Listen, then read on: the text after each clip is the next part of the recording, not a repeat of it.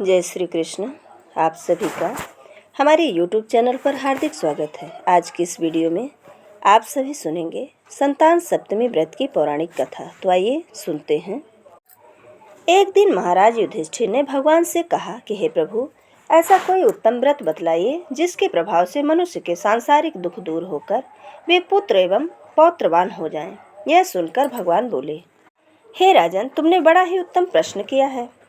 मैं तुमको एक पौराणिक इतिहास सुनाता हूँ, ध्यान पूर्वक सुनो। एक समय लोमस ऋषि महाराज की मथुरापुरी में वसुदेव देवकी के घर गए।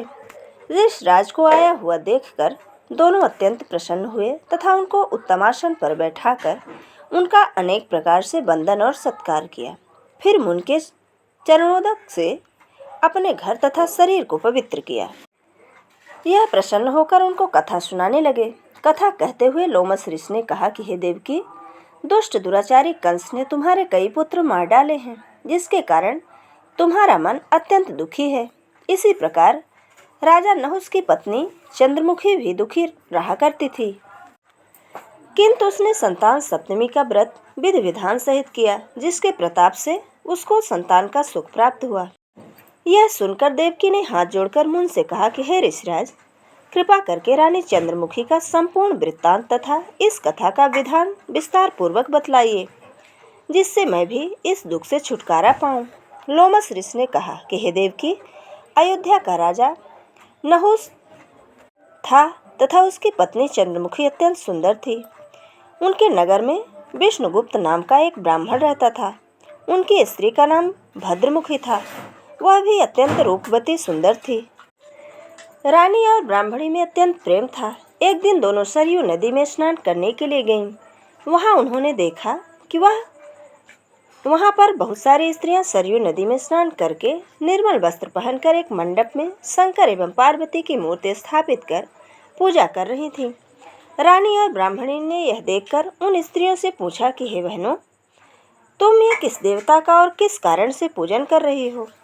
यह सुन स्त्रियों ने कहा कि हम संतान सप्तमी का व्रत कर रही हैं और हमने शिव पार्वती का पूजन चंदनाद से षोडशोपचार विधि से किया है। यह सब ऐसी पुनीत संतान सप्तमी व्रत का विधान है। यह सुनकर रानी और ब्राह्मणी ने भी इस व्रत को करने का मन ही मन संकल्प किया और घर वापस लौट आई। ब्राह्मणी भद्रमुखी तो इस व्रत को नियम पूर्वक करती रही, किंतु रानी चंद्रमुखी राजमत के कारण कभी इसको करती और कभी न करती, कभी भूल हो जाती। कुछ समय बाद दोनों मर गईं। दूसरे जन्म में रानी बदरिया और ब्राह्मणी ने मुर्गी की योनि पाई, परंतु ब्राह्मणी मुर्गी की योनि में भी कुछ नहीं भूली और भगवान शंकर तथा पार्वती का ध्यान करती रही। उधर रानी बदरिया की योनि में भी सब कुछ भूल गई। थोड़े समय के बाद पुनः दोनों ने अपने शरीर को त्याग दिया। अब इनका तीसरा जन्म हुआ और मनुष्य योनि में हुआ। उस ब्राह्मणी ने एक ब्राह्मण के यहाँ कन्या के रूप में जन्म लिया और ब्राह्मण कन्या का नाम भूषण देवी रखा गया तथा विवाह गोकुल निवासी अग्निशील ब्राह्मण से कर दिया गया। भूषण देवी इतनी सुंदर थी कि वह आभूषण रहित होते हुए भी अत्यंत सुंदर लगती थी। कामदेव की पत्नी रति भी उनके सम्मुख लज्जा करती थी। भूषण देवी के अत्यंत सुंदर सर्वगुण संपन्न चंद्रमा के समान धर्मवीर कर्मनिष्ठ सुशील स्वभाव वाले 8 पुत्र उत्पन्न हुए। यह सब शिव जी के व्रत का पुनीत फल था। दूसरी ओर शिव विमुख रानी के गर्भ से कोई पुत्र नहीं हुआ। वह निसंतान दुखी रहने लगी।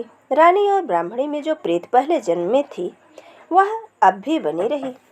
रानी जब वृद्धावस्था को होने लगी तब उसके गूंगा बहरा तथा बुद्धिहीन अल्पायु वाला पुत्र जन्म लिया। वह 9 वर्ष की आयु में इस क्षणभंगुर संसार को छोड़कर चला गया। अब तो रानी पुत्र शोक से अत्यंत दुखी हो व्याकुल रहने लगी। दैव योग से भूषण देवी ब्राह्मणी रानी के यहाँ अपने पुत्रों को लेकर पहुंची। रानी का हाल सुनकर उसे भी बड़ा दुख हुआ, किंतु उसमें किसी का क्या बस। कर्म और प्रारब्ध के लिखे और स्वयं ब्रह्मा भी नहीं मिटा सकते। रानी कर्मच्युत थी, ऐसे कारण से उसे दुख भोगना पड़ा।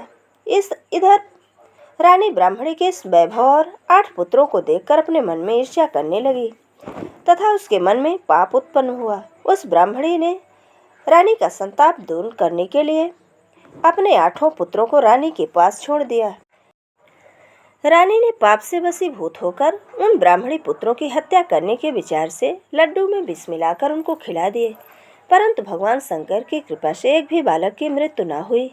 यह देखकर रानी अत्यंत आश्चर्यचकित रह गई और इस रहस्य का पता लगाने के लिए मन में ठान ली। भगवान की पूजा से निवृत्त होकर जब भूषण देवी आई तो रानी ने उनसे कहा कि मैंने तेरे पुत्रों को मारने के लिए इनको जहर मिलाकर लड्डू खिलाए, किंतु इनमें से एक भी नहीं मरा। तूने कौन सा दान पुण्य व्रत किया है जिसके कारण तेरे यह पुत्र नहीं मरे और तू नित नए सुख भोग रही है? तेरा बड़ा सौभाग्य है। इसका भेद तू मुझसे निष्कपट होकर समझा। मैं तेरी बड़ी ऋणी रहूंगी।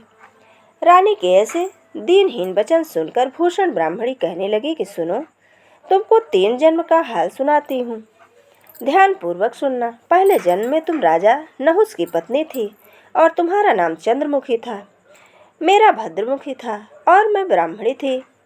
तुम अयोध्या में रहते थे और मेरे तुम्हारी बड़ी प्रीति थी। एक दिन दोनों लोग सरयू में स्नान करने गए और दूसरी स्त्रियों को संतान सप्तमी का उपवास शिवजी का पूजन अर्चन करते देखा। हमने भी इस उत्तम व्रत को करने की प्रतिज्ञा की थी, किंतु तुम कुछ समय बाद सब कुछ भूल गई। झूठ बोलने का दोष तुमको लगा और तुम आज भी भोग रही हो। मैंने संतान सप्तमी के व्रत को आचार विचार सहित नियम पूर्वक सदैव किया और आज भी करती हूँ। दूसरे जन्म में तुमने बदरिया का जन्म लिया और मैंने मुर्गी की योन पाई। भगवान शंकर की कृपा से इस व्रत के प्रभाव तथा भगवान को इस जन्म में भी न भूली और निरंतर उस व्रत को नियमानुसार करती रही। तुम अपने बदरिया के जन्म में भी भूल गई। मैं तो समझती हूँ कि तुम्हारे ऊपर यह जो भारी संकट है उसका एकमात्र यही कारण है और दूसरा कोई इसका कारण नहीं है। इसलिए मैं तो कहती हूँ कि अब भी संतान सप्तमी व्रत की विधि सहित पूजा अर्चना और व्रत करो, जिससे तुम्हारा यह संकट दूर हो जाए। लोमस ऋषि ने कहा कि हे देवकी, भूषण ब्राह्मणी के मुख से अपने पूर्व जन्म की कथा तथा संतान सप्तमी व्रत संकल्प इत्यादि सुनकर रानी को पुरानी बातें याद आ गई और पश्चाताप करते हुए वह भूषण ब्राह्मणी के चरणों में गिरकर क्षमा याचना करने लगी और भगवान शंकर पार्वती जी की अपार महिमा के गीत गाने लगी। उस दिन से रानी ने नियमानुसार संतान सप्तमी का व्रत किया, जिसके प्रभाव से रानी को संतान सुख भी मिला तथा संपूर्ण सुख भोग कर रानी शिवलोक को गई।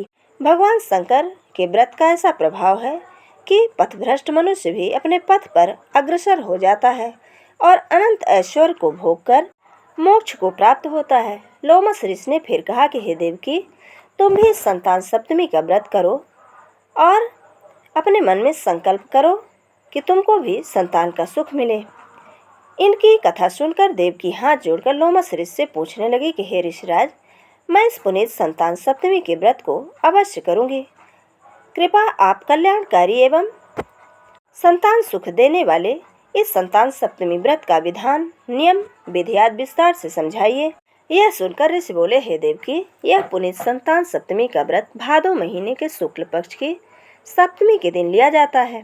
उस दिन ब्रह्म मुहूर्त में उठकर किसी नदी अथवा कुएं के पवित्र जल में स्नान करके निर्मल वस्त्र पहन के श्री शंकर भगवान तथा जगदम्बा पार्वती की मूर्ति की स्थापना करें। प्रतिमाओं के सम्मुख सोने चांदी के तारों का अथवा रेशम का एक गंडा बनावें। उस गंडे में 7 गांठें लगावें। इस गंडे को धूप दीप अष्टगंध से पूजा करके अपने हाथों में बांधें और भगवान शंकर से अपने कामना और सफलता की प्रार्थना करें। तदंतर 7 पुआ बनाकर भगवान को भोग लगावें और 7 ही पुए एवं यथाशक्ति सोने या चांदी की अंगूठी बनाकर इन सबको एक तांबे के पात्र में रखकर और उनका षोडशोपचार विधि से पूजन करके किसी सदाचारी धर्मनिष्ठ सत्पात्र ब्राह्मण को दान देवें। इसके पश्चात 7 पुआ स्वयं प्रसाद के रूप में ग्रहण करें। इस प्रकार इस संतान सप्तमी व्रत का पारायण करना चाहिए। प्रति साल की शुक्ल पक्ष की सप्तमी के दिन हे देवकी, इस व्रत को इस प्रकार करने से समस्त पाप नष्ट हो जाते हैं और भाग्यशाली संतान उत्पन्न होती है तथा अंत में शिवलोक की प्राप्ति होती है। हे देवकी, मैंने तुमको संतान सप्तमी का व्रत संपूर्ण विधान विस्तार सहित वर्णन किया है, उसको अब तुम नियम पूर्वक करो, जिससे तुमको उत्तम संतान पैदा होगी। इसकी कथा कहकर भगवान आनंद कंद श्री कृष्ण ने धर्मावतार युधिष्ठिर से कहा कि श्री लोमस ऋषि इस प्रकार हमारी माता को शिक्षा देकर चले गए। ऋषि के कथनानुसार हमारी माता देवकी ने इस व्रत को नियम पूर्वक किया, जिसके प्रभाव से हम उत्पन्न हुए। यह व्रत विशेष रूप से स्त्रियों के लिए कल्याणकारी है, परंतु पुरुष को भी समान रूप से कल्याणदायक है। संतान सुख देने वाला, पापों का नाश करने वाला यह उत्तम व्रत है। नियम पूर्वक जो कोई इस व्रत को करता है और भगवान शंकर की और पार्वती की सच्ची मन से आराधना करता है, निश्चय ही अमर पद प्राप्त कर अंत में शिवलोक को जाता है। बोलिए शंकर भगवान की जय। बोलिए माता पार्वती की जय।